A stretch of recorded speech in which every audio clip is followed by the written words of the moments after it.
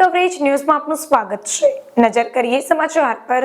જે ઘડીની ભારતીયો આતુરતાથી રાહ જોઈ રહ્યા હતા તે હવે નજીક આવી ગઈ છે। આવતીકાલે એટલે કે 22 જાન્યુઆરી 2024 ના રોજ અયોધ્યામાં શ્રી રામલલાનો પ્રાણ પ્રતિષ્ઠા સમારોહ યોજાવાનો છે, જેને લઈને ઠેર ઠેર શ્રી રામ યાત્રા નીકળી રહી છે। ત્યારે ગાંધીનગરના સેક્ટર 27 ખાતે શ્રી રામ સેવા સમિતિ દ્વારા ભવ્ય શોભાયાત્રા કાઢવામાં આવી હતી। એવી જ રીતે કોબામાં પણ શોભાયાત્રા નીકળી હતી, જેમાં ધારાસભ્ય રીટાબેન પટેલ, મેયર હિતેશ મકવાણા સહિતના શ્રીરામ ભક્તો મોટી સંખ્યામાં હાજર રહ્યા હતા। આવતીકાલે અયોધ્યામાં શ્રી રામલલાનો પ્રાણ પ્રતિષ્ઠા સમારોહ યોજાવા જઈ રહ્યો છે, જેને લઈને દેશ વિદેશમાં વસતા શ્રીરામ ભક્તોમાં અનેરો ઉત્સાહ જોવા મળી રહ્યો છે।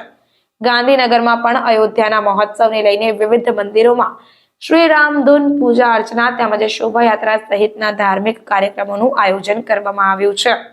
શહેરના સેક્ટર 27માં પણ શ્રીરામ સેવા સમિતિ દ્વારા ભવ્ય શોભાયાત્રાનું આયોજન કરવામાં આવ્યું, જેમાં મહાનગરપાલિકા વિપક્ષ નેતા અંકિત બારોટ સહિત મોટી સંખ્યામાં સેક્ટરવાસી જોડાયા હતા। સેક્ટર 27 શિવમ સોસાયટીના ઈચ્છાપૂર્તિ હનુમાનજી મહારાજના મંદિરથી શોભાયાત્રાનું પ્રસ્થાન કરવામાં આવ્યું અને સમગ્ર સેક્ટરમાં શોભાયાત્રા ધામધૂમથી ડીજેના તાલ સાથે પરિભ્રમણ કરાયું હતું, જ્યાં દરેક સોસાયટીએ મહિલા અને નાગરિકોએ ઉમળકાભેર શોભાયાત્રાનું સ્વાગત કર્યું હતું।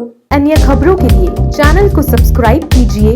खबरों का नोटिफिकेशन पाने के लिए बेल आइकॉन को जरूर दबाएं।